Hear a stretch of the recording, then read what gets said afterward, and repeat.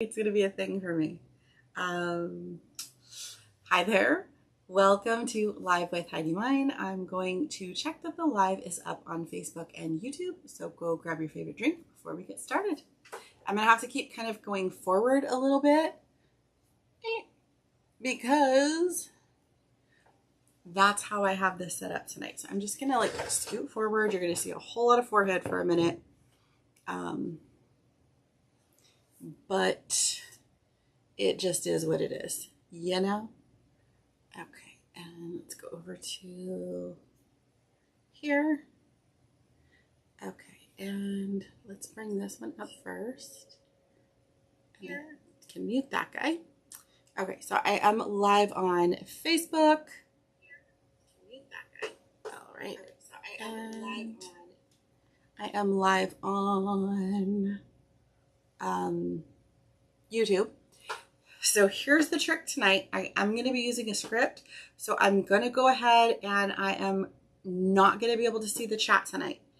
If you are putting any comments into the chat, I will check them at the end. But for right now, I'm not going to be able to see them. Otherwise, I can't see what I wrote. I probably should have just printed it out, but I didn't. So it is what it is. Wait, why did you do that? Don't do that. Do. I don't know what that's doing.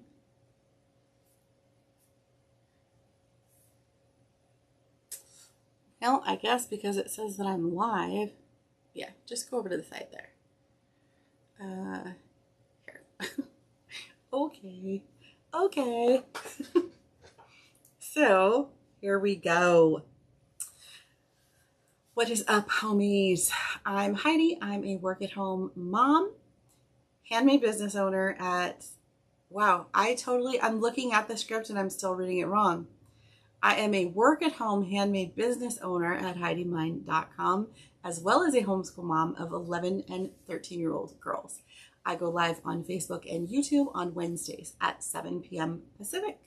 During the live, I share about things going on with my business, homeschooling, and our personal lives.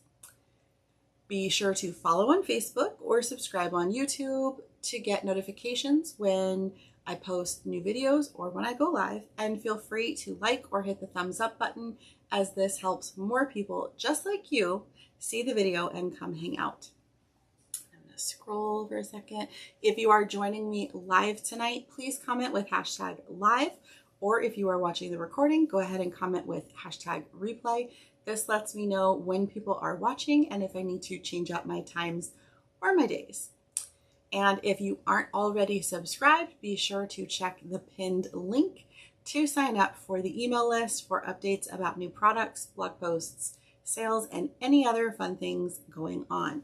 If you are already on the email list, you saw that I did send out an email today to remind people about the live. I'm really bad about doing that, but maybe I should be better so that I'm not just talking to myself on Wednesdays. So let me go ahead and, oh, I can make that small. There we go. I'm way back here. You're looking at forehead again.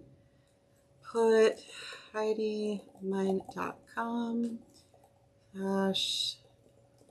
/subscribe into the YouTube chat, because that is are you going to do the thing?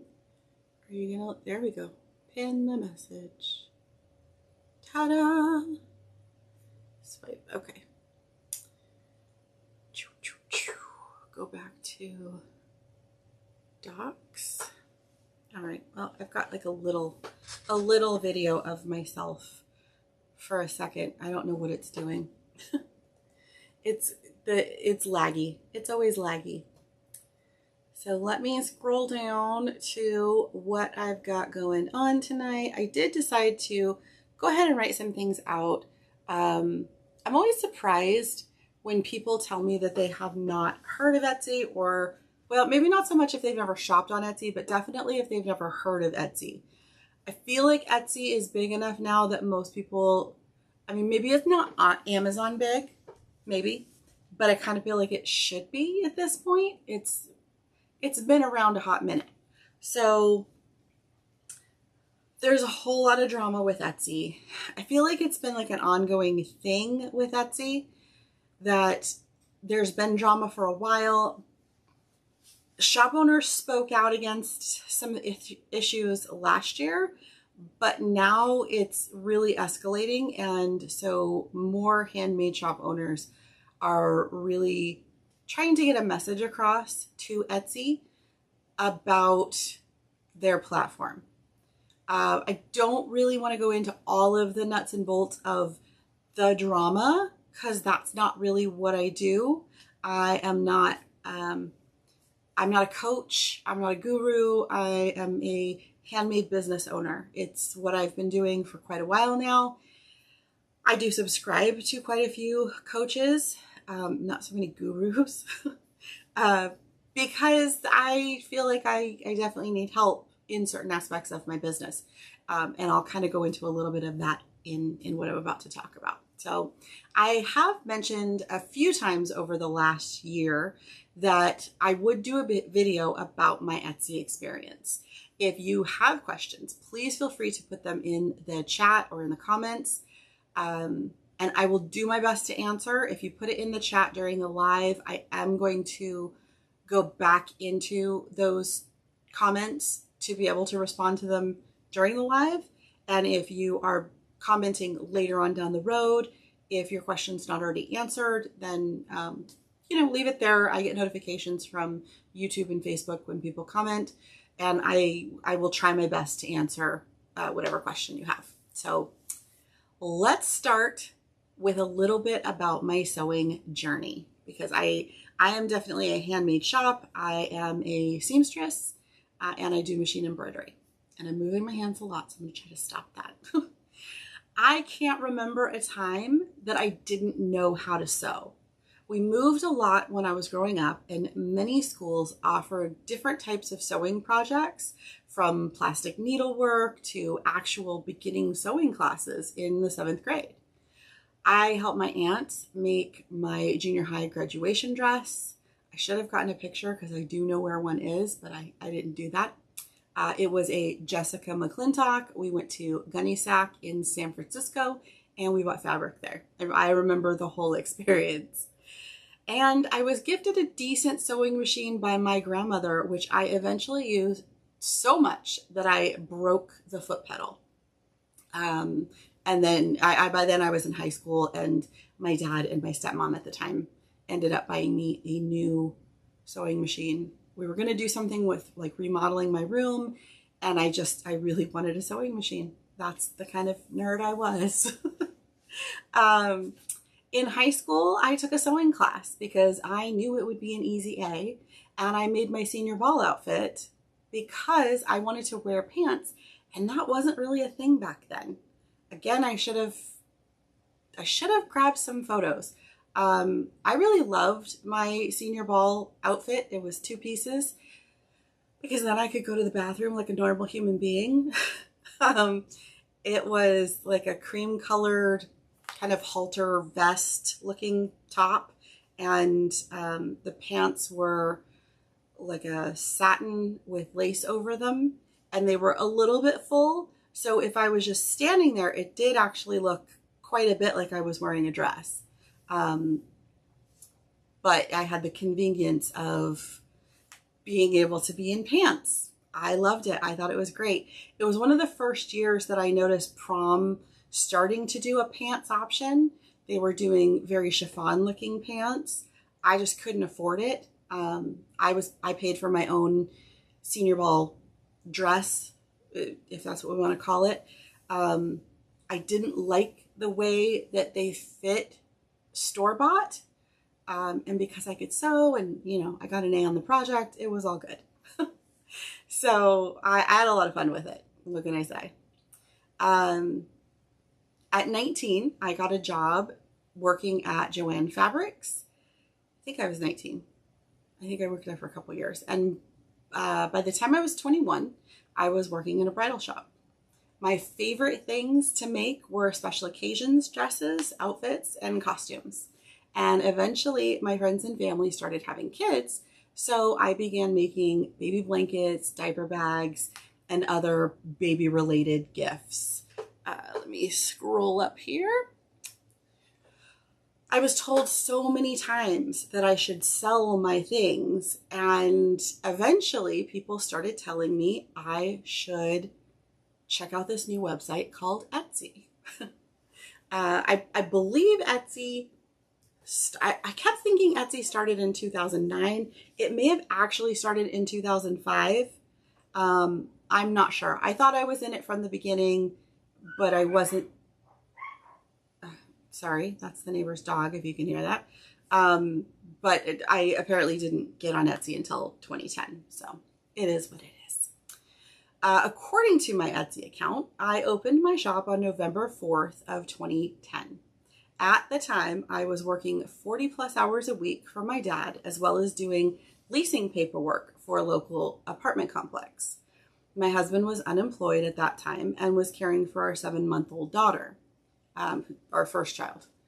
I listed some diaper bags and baby blankets, all very vague listings, and waited for the money to start rolling in.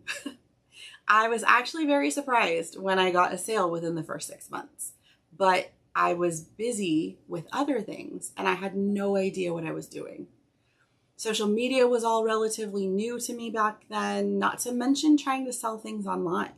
I ended up removing my listings and I just let the shop collect digital dust for a very long time.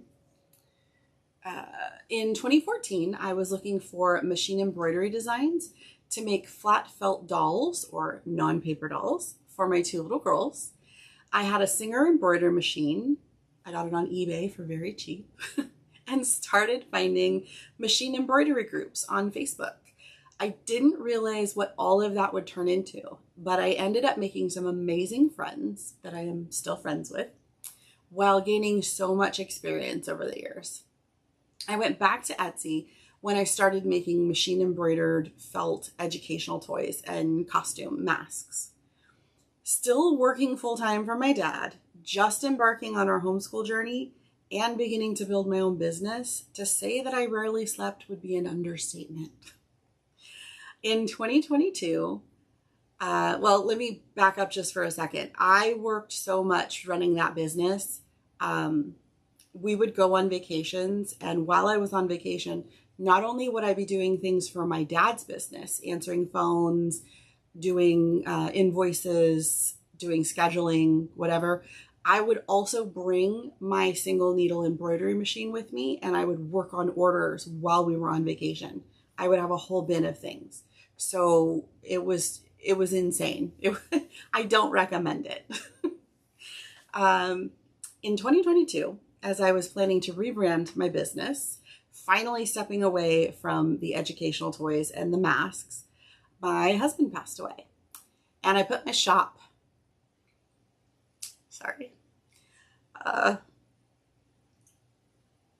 I rehearsed this and I did really good.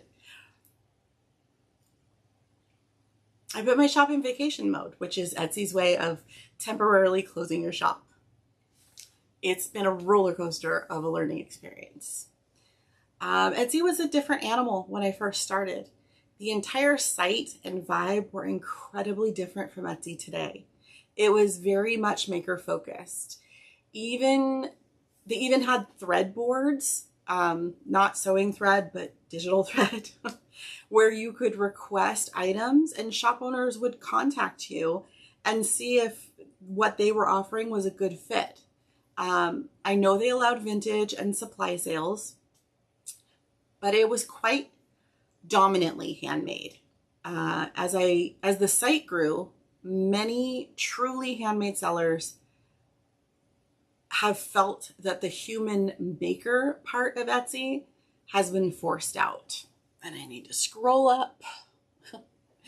Today, you will see things that are mass produced in other countries being repackaged as handmade.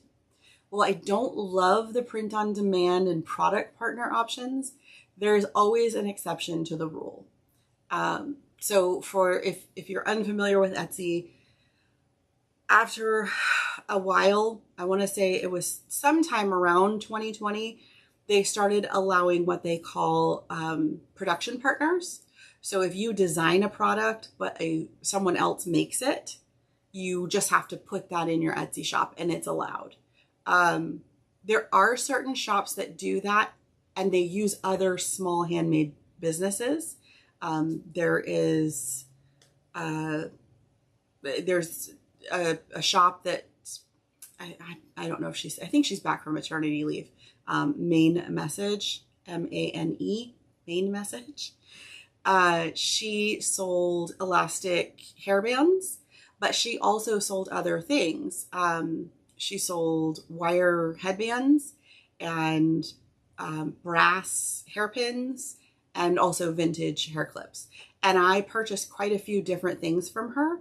And like her brass hairpins, she hired out. She had another small business owner.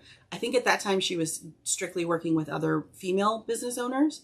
So it was another female business owner that was making the brass hairpins. And then there was a female seamstress that was making the wired headbands. So I get that. That's still handmade for me. There are artists that the art industry is very difficult for handmade sellers. They get their stuff stolen like a lot. So they started offering, like, you could do print on demand. So you could contact a company like Printify or Printful or whatever they are, and you can submit your artwork to be printed on things like mugs and pillows and t-shirts and what have you. And it's a great option because people that are artists aren't necessarily seamstresses and they don't want to be. They don't want to go and learn that whole new technique in the same way that I don't necessarily want to learn how to be an artist. I like the things I do. I don't need to be an artist. So that's my exception. I don't like print on demand when people are just going and buying other people's images and then putting it on things. But that's me. It's my opinion.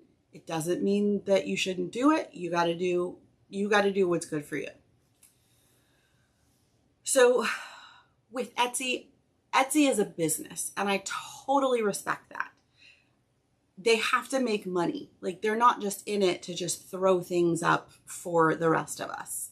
I get it. And up until recently, Etsy has been very transparent with fees and terms of service. A few years ago, Etsy started forcing sellers that made over a certain amount each year to be part of their offsite ads program.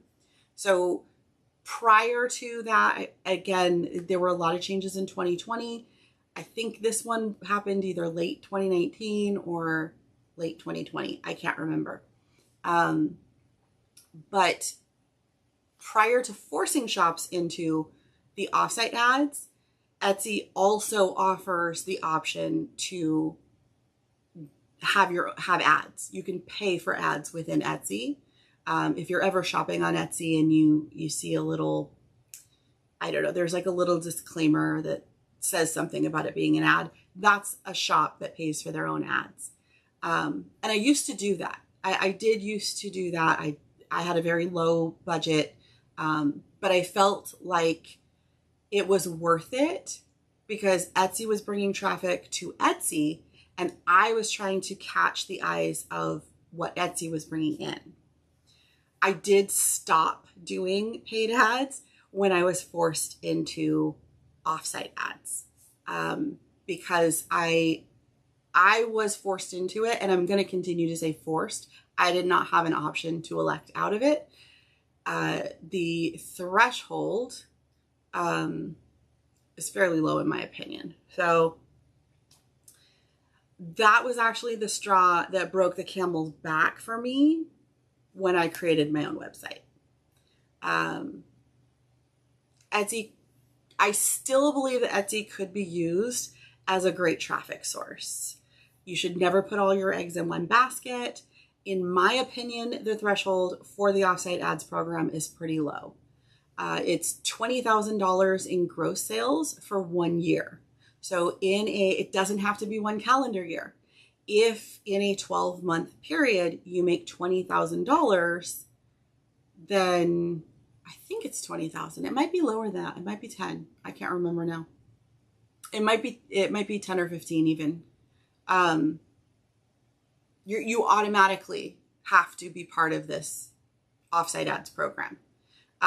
Your percentage that you pay towards it, like if you don't hit that monetary threshold, I thought I looked it up, but maybe I didn't verify it. I want to say it's 15% if you choose to opt in before you hit that monetary threshold, and then after you hit the monetary threshold and you're forced into it, it's 12%.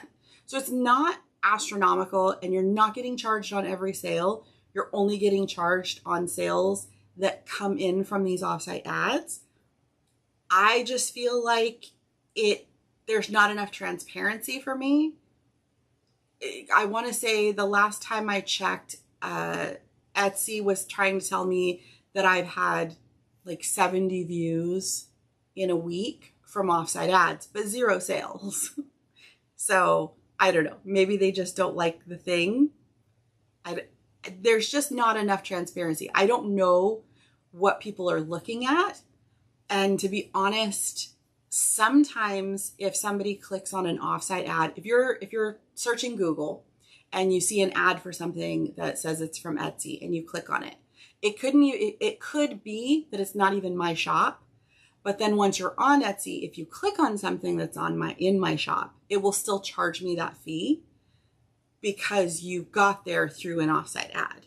So like, I just don't even know if it's my things that are bringing people in or if I'm getting clicked on because they clicked something else. Like it's just not, there's not a lot of communication in how that works. So I don't love it. I don't love being forced into it. Whatever the threshold was, like I was in the very first year, it might've been 10,000 because usually like back when I was making a decent amount of money, I was just capping out shy of 20,000. And that's gross. That's not net because we're going to get into that in a minute. I guess we're going to get it right now. The issue that I have is my Etsy fees are usually between 30 and 40% of my gross sales. Well, it does count shipping. So that fee does count the shipping fee because my gross sales count a shipping fee. It doesn't take into account any of my materials or my costs to do business. So when you are running a business, it's not just that, oh, I bought a piece of felt and some thread for this mask.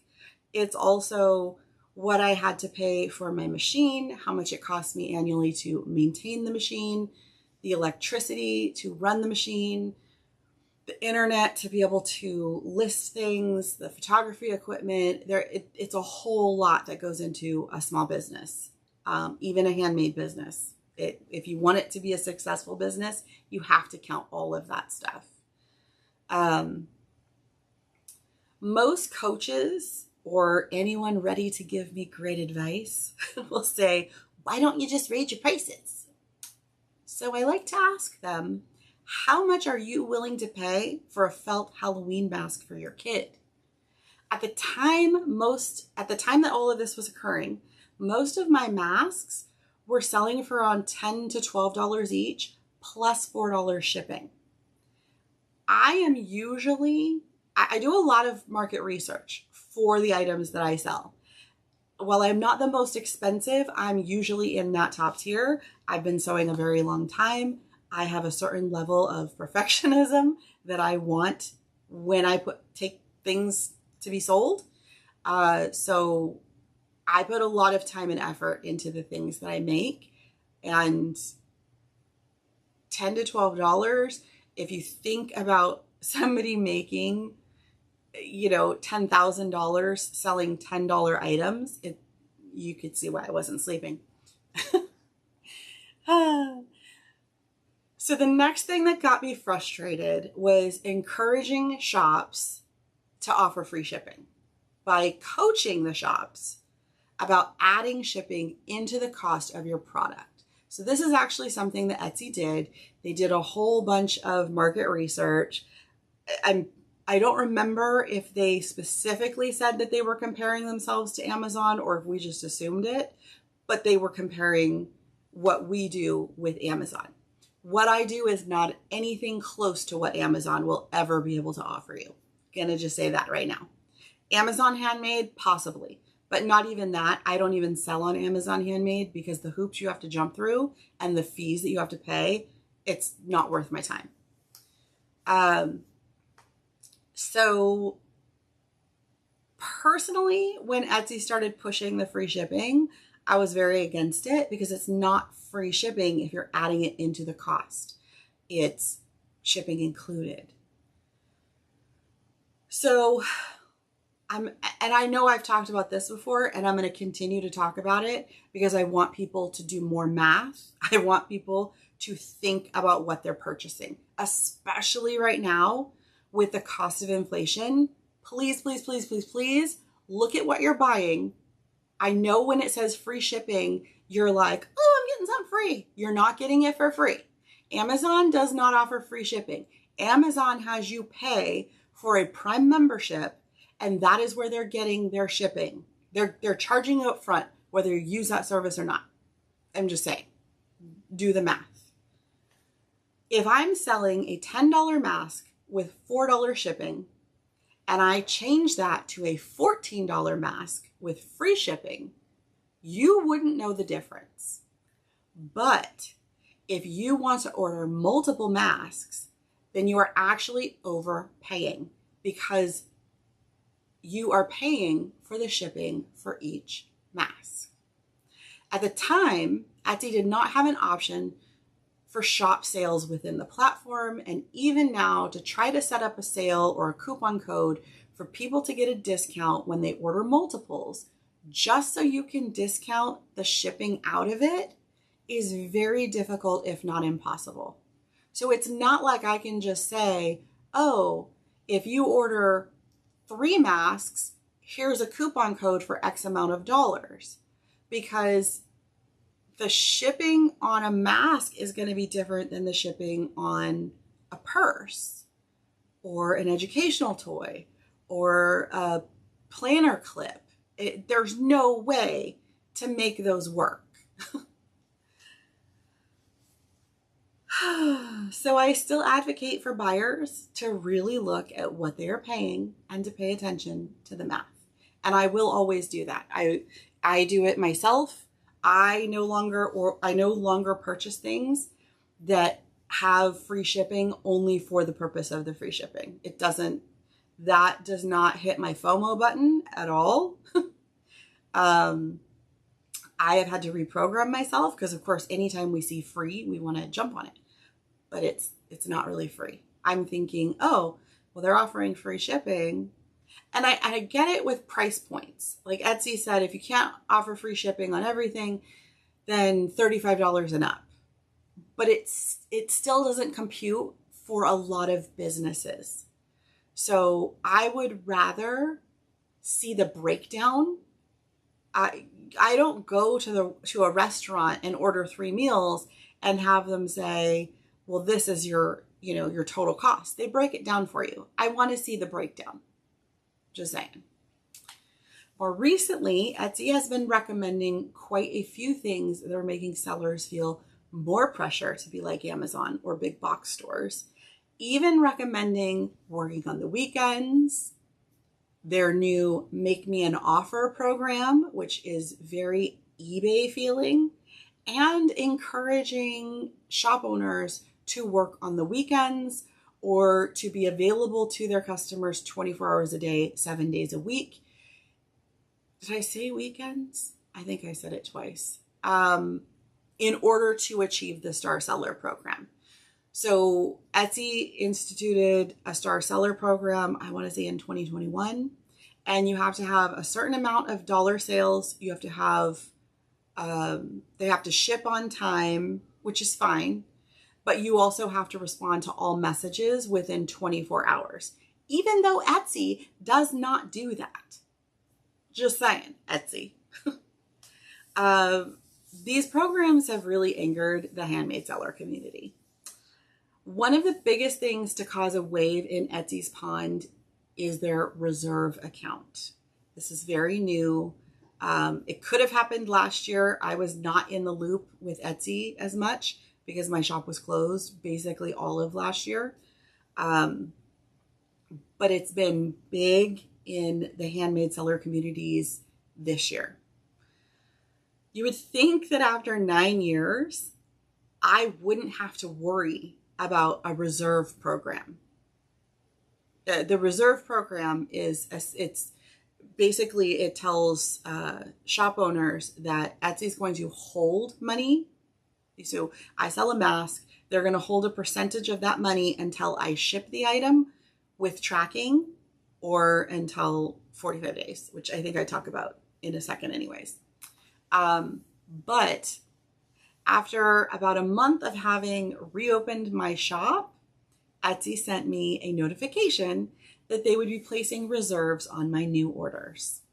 At first, it was 75% of the order, which would only be released when I shipped the item with tracking and that the package actually shows in transit, or after 45 days of purchase.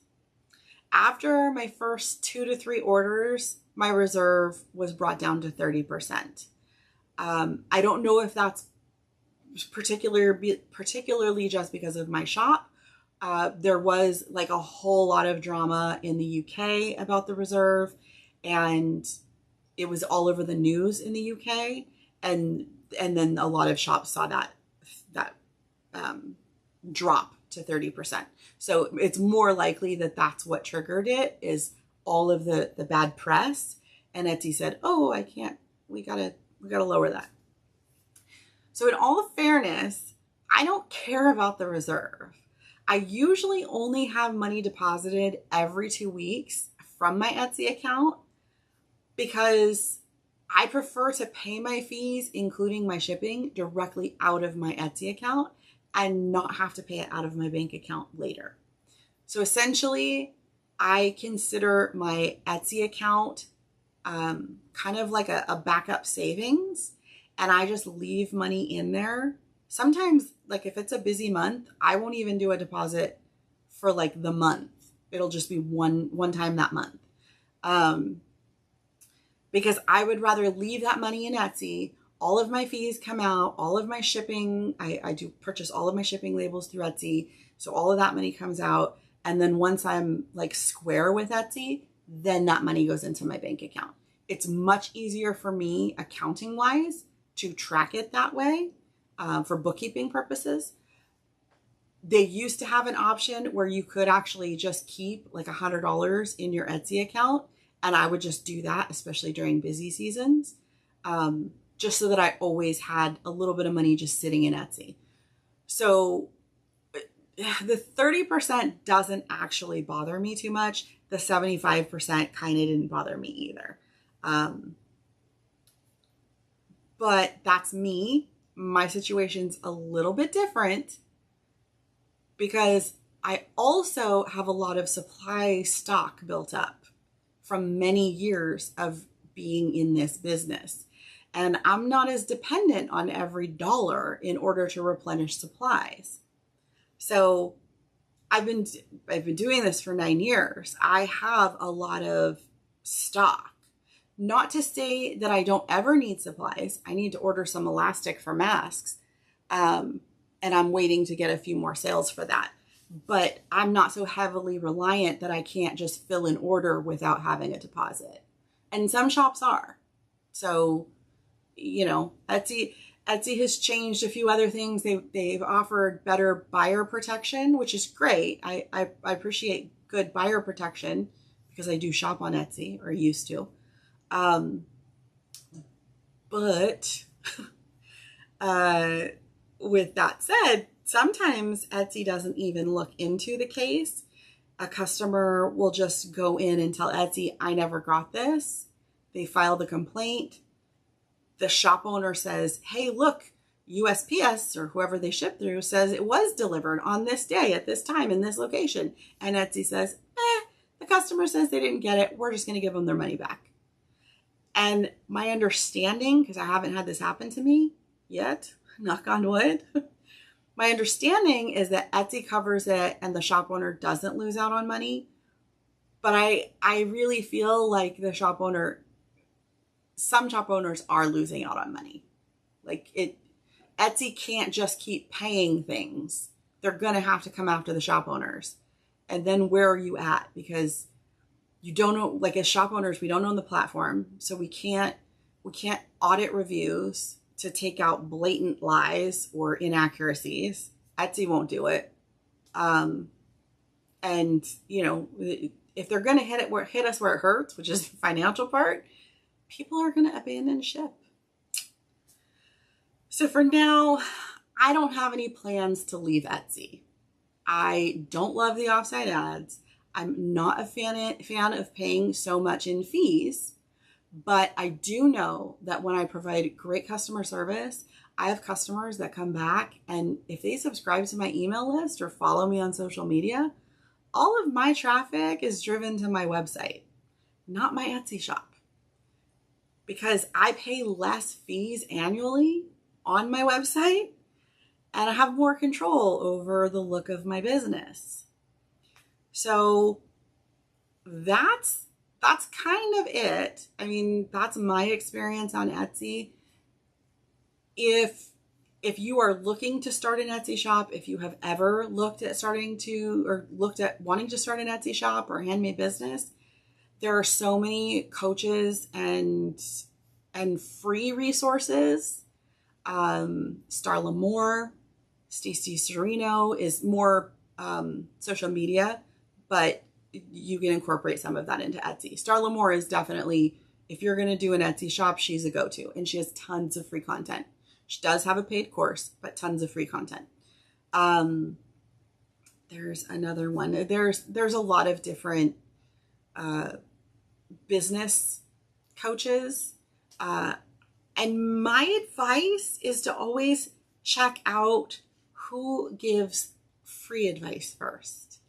Renee Christine, although she has gone in a different direction at this time, she was an amazing Etsy coach for a very long time. And there is, as far as I know, she hasn't taken down any of her old Etsy coaching, and a lot of it still applies. So yeah. So there's a whole thing this Friday with the hashtag Keep Etsy Human. I believe it was kind of started by Starla Moore, she's Etsy shop owner goals as far as I'm concerned. She doesn't have an Etsy shop anymore, but when she did, it was phenomenal. People are still talking about it. And she was able to roll that into a great business, and she does coaching, and she works with a company called eRank. And I follow both. I am a paid subscriber to both because I believe in them and because I know that I see results with them. So if you do want to learn more about the Keep Etsy Human movement, I will be putting a link in the description. So when this video goes into the recording and live, or from the live into a recording, it will have that. But if you want to check it out in the meantime, you can go to HeidiMein.com /keep Etsy human. So it's HeidiMein.com /keep Etsy human. And that will take you over to Starla's YouTube video about keeping Etsy human. And they have a lot of good points to say. I do think that the handmade sellers, I'm trying to be nice on this one. I think that a lot of people go into Etsy like I did in the beginning and thought, people are automatically coming here looking for things. I just have to throw the things onto the website and people will buy them. And that is not how it works. Etsy is a traffic source. Etsy will bring their own traffic, but Etsy is Etsy. Etsy is not Heidi. It's not Heidi Mein. It's not Stuff and Junk by Heidi. It's not Wicked Widow. It's not any of the things that I have done. It's just Etsy. And I have had people in the past that would, when they find out I had an Etsy shop or have an Etsy shop, They will ask me these random questions about, can I make a wooden sign for them? And I'm like, I don't make wooden signs. I don't work for Etsy. I have my own shop. So I would love to encourage people to shop more on Etsy, but please remember the shop name that you're getting it from, because you're not actually shopping. It's a weird loop. You are an Etsy customer, but you are also really the customer of a human being, of a small handmade seller. There's lots of things that you can look at. Maybe I'll do a follow-up video about things that I look at when I shop on Etsy, because there's so many sections on Etsy to find out if you're shopping from a real person or if you're just shopping from one of these mass sellers that doesn't really care for what they're doing like I do. So I'm just going to jump over here. I don't necessarily see comments. So either my computer is not updating fast enough, or y'all are just good with what I'm telling you. So I will talk for just a minute longer and see if any comments come in. And if not, then I will close it down for the night. With Etsy, there's a lot to learn. There is, obviously you have to learn how to create the listings. So you do need to have, it's not just about a good product, it's about good product photos. It's about creating descriptions for your products, descriptions that not only sell because you get the attention of the buyer, but also that get the attention of the bots that travel the internet that will push your listing out into search. And that's really where like Stacey Storino comes in, and Starla Moore. They do a lot of trainings for those. I know there's others, but those are specifically the ones that I use. And that I trust. So yeah. And even if you have perfect SEO, even if you have fantastic pictures, even if you have like all the things that make your shop this glistening diamond in the rough, you still have to put yourself out there on social media. You have to post to the social media where your niche is located. So it's one of those things that I do a lot of research. It's not just, if it was just making things, it would be wonderful. It would be so amazing, because I could make things all day. I could just make the things and throw them out to the people and say, buy these things. They're so awesome. But really, advertising is like the biggest time suck in the world. I can't afford to pay someone to advertise for me. I just can't do it. Hi, Sarah. Sarah says I'm horrible with promoting. It's hard. It's so hard. I'm not going to lie. It takes me forever. Sarah, did you get the email today? I don't know your email address, so off the top of my head, so I wasn't sure if you got it. The email that I made today, it took me, 45 minutes to an hour to put an email together. And it wasn't that great of an email. Like, I'm not gonna, yeah, she got it. Yeah. It's not that great of an email. It was just like, I'm going to go live today. Come visit, hang out, blah, blah, blah. And then like, I think I threw in some stuff about, I threw in a review because I just got a review from someone on Etsy in the last week. I put in a couple links for some other videos on my channel. And at the end, I put in like a little PS like, hey, there's a sale coming. So for anybody watching, there is a sale coming and you will know about it first if you are on the email list. Hint, hint. So just saying. I want to say that one of the coaches I follow said that social media advertising, putting all of my marketing together, should take 2 to 3 hours if I want to batch like 1 week of content. Now that's not the time it takes to create the content, as in if I'm going to make a video or I'm going to make a digital image or what have you. That's just writing the content itself, looking up hashtags, scheduling, all that stuff. It's a whole thing. So sometimes when I'm posting, some things don't look as great as others because I'm trying to rush.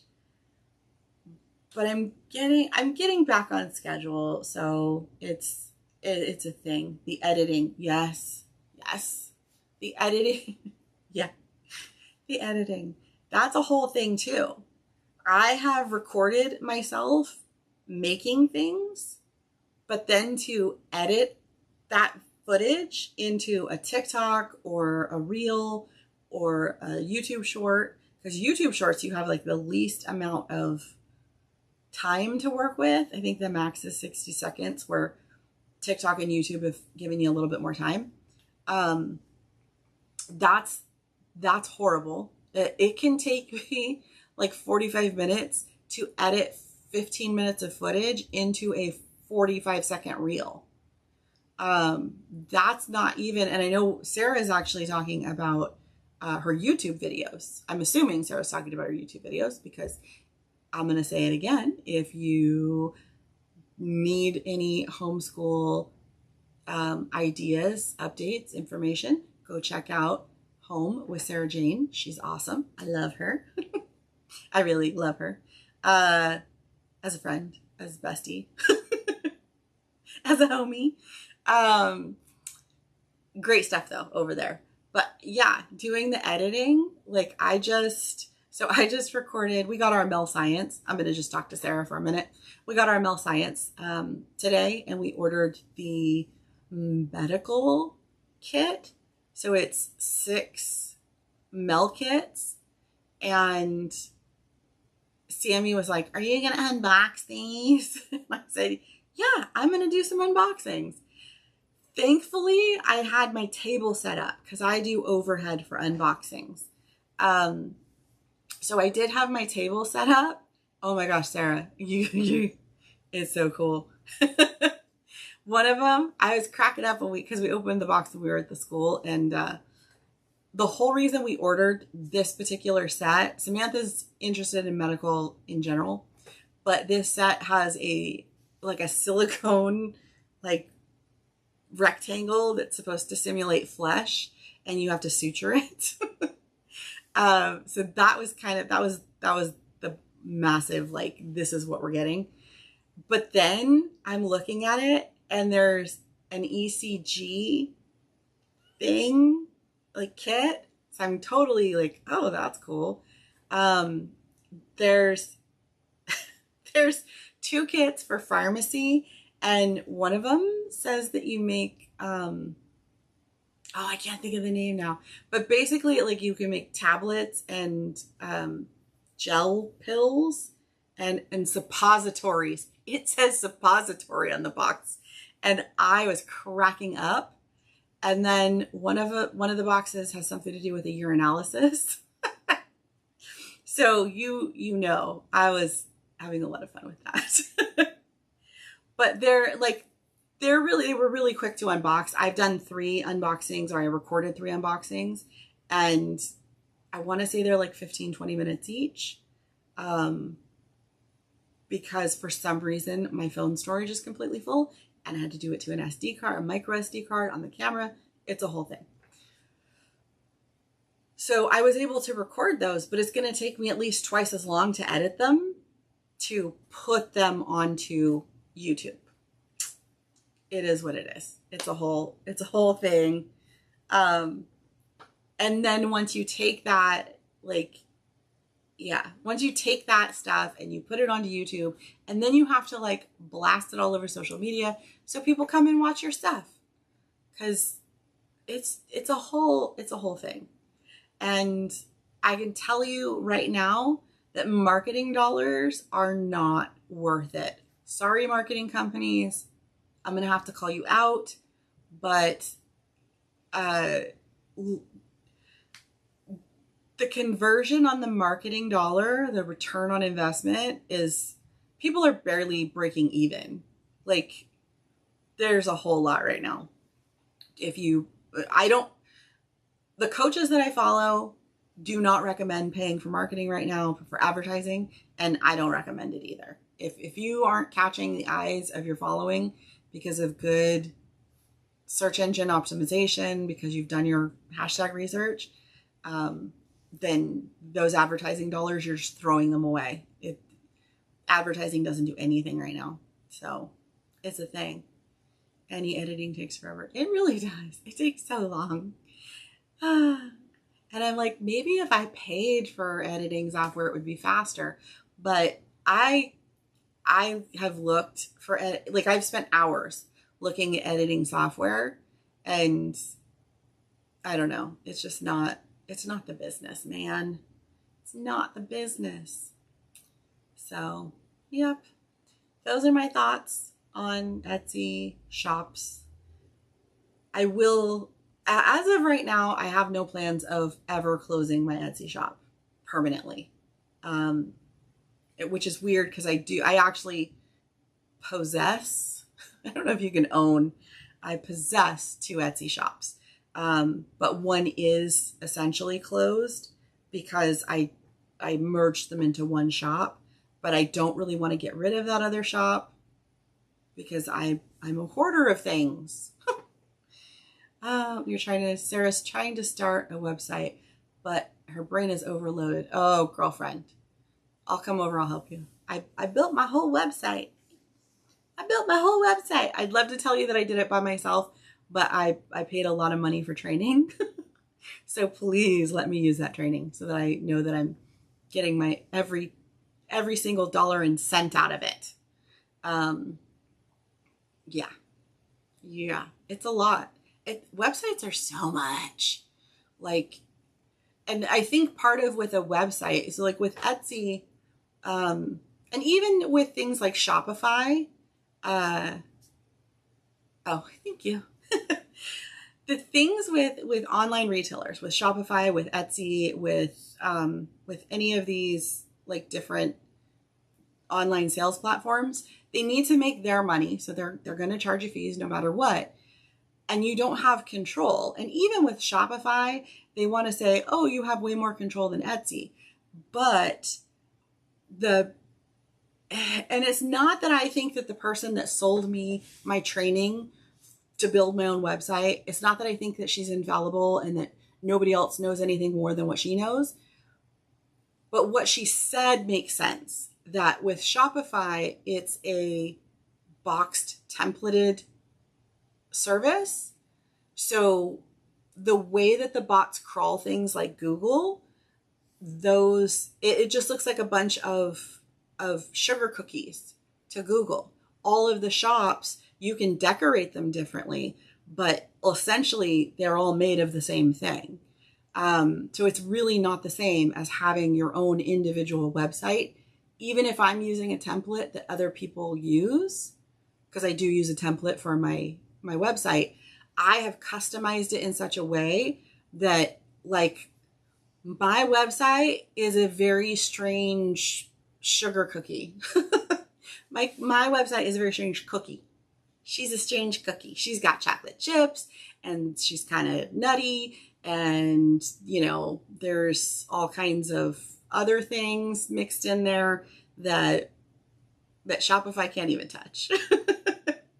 But the difference is that with Etsy and Shopify and all these others, they have a very low starting rate. It's your average annual rate that's higher. Whereas with my website, the starting rate seems like it's so high, but when you average it out, it's actually way less over the long run. So yeah, I don't know how much I can share about website building on YouTube. I mean, obviously I can help my friend. So I don't want to talk out of school too much with that. And I know that the program I purchased, unfortunately, is not available for purchase at this time. The person that sold it is going through some legal battles that have nothing to do with this program. The program is fantastic, but as a morally conscious human being, this woman doesn't feel comfortable continuing to sell further. She offers support to the people that purchased, which we appreciate. And hopefully in the future, things will settle down for her and she can reopen because the program's amazing. And there are other programs on all over that will teach you how to build a website. But this one was just, is very step by step. I felt like I was holding someone's hand as I did it. So I really liked it. And yeah, and there was like a lot of free plugins. Not because they provided them, but because they found them first and they said, these are great plugins and they're free. Yay. So, you know, not built-in shipping free, but free. So yeah. So that's all the things. Support handmade. If you buy from a shop that is on Etsy, remember the shop's name. We appreciate it. We totally do.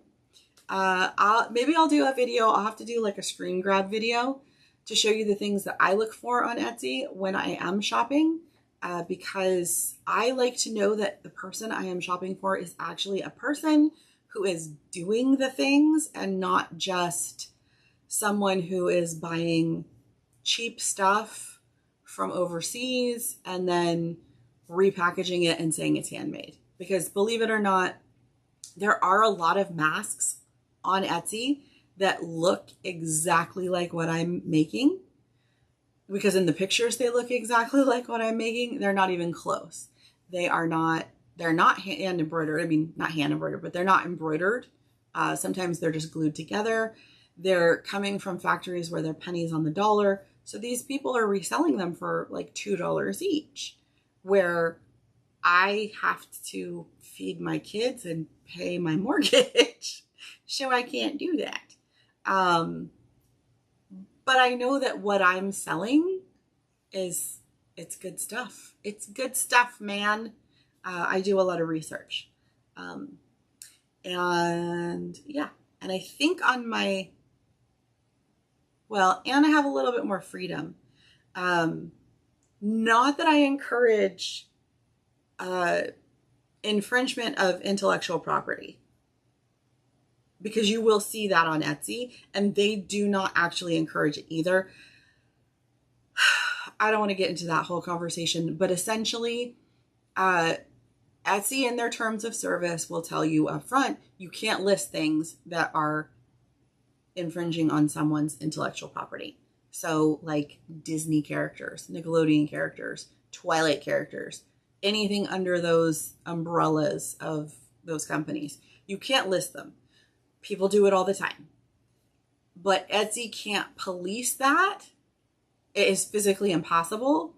So it's up to the intellectual property holder to enforce it. It's a whole mess of a thing. And, you know, and there's always like inspired by, which is a very slippery slope that you don't necessarily want to go down unless you've got a really good lawyer. So I have a lot of materials, supplies that I may or may not be able to sell. And if I did sell them, you would have to be on the email list, and I would have to really figure out how to do it so that I'm not breaking laws specifically. So we'll see what I do with that. Maybe I just start making it for fun and doing it for giveaways, because that I can do. I can make things and do giveaways. Yeah, we'll see how that goes. Sarah says, we still have the little bowling pouches from one of the girls' birthday parties. Thank you. She said my work is awesome. I had a lot of fun with those. I have a few of them still. Yeah, that was the day before shutdown that we did that. Memories. So yeah, I don't know why, but it's getting really hot in this garage right now. And I turned the air conditioning down a little bit. I don't know. It's super muggy. We had crazy Hurricane Hillary coming through, not here, but just through California. And it's just totally messed things up. It's just mucky, and sometimes we call that earthquake weather. We'll see what happens. We'll see. So support handmade, shop on Etsy, remember the shop owners' names, and when you're doing your research about the shop owners, see if they have social media. Go follow them on social media. It's very helpful to small businesses to follow them on social media. It gives them a little bit of a boost. And also check if they have websites, because if they're paying for a website, then chances are you could buy the same thing. And sometimes they give you better deals on their websites, just saying. Yep, earthquake weather. So let me go back to my script real quick so that I remember all of the things. Thank you so much for joining me tonight. If you haven't already, be sure to give this video a like or a thumbs up, follow or subscribe, and comment with #live or #replay. All of these interactions not only help push out the videos to more people that would enjoy them, I slapped my knee, they help me know what content you are enjoying the most. And I have to grab my phone so that I can turn off the live. I'm going to click on the button. There we go. Until next time, have a great